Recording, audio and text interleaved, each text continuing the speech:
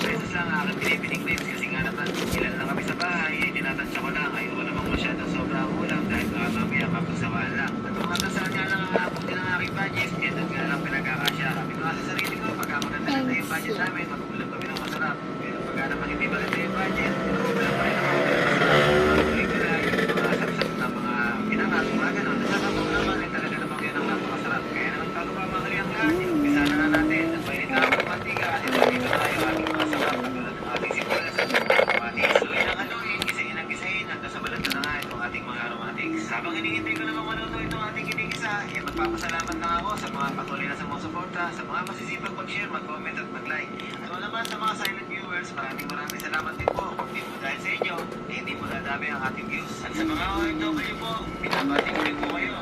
Maraming salamat po. Kayo po ang makabagong bayani ng Sambayanang Pilipino. Lagay ko na yung ating mga reels at tinimplahan ko na nga ng patis at saka ng paminta. Sinakotsa ko rin pala ito ng mga ilang minuto. Siguro mga 20 minutes kong sinakotsa ito sa mahinang apoy. Tapos na, isasali naman natin ito sa ating malaki-laking kaserola. Kapag dito nga natin ito sasabawan, at yun din natin palalambutan. Kaya naman yung kawali na ginamit ko, inilagyan ko ng alang tubig para yung lasa ay mapunta rin sa ating kaserola. Tatakpan ko lang ito at pakukuluin. At pagkakumulo na nga, nakatulad ng nakikita ninyo, ilalagay naman natin yung ating mga pinalasa na gabi. Lagyan na natin itong ating mga gabi para nga ito ay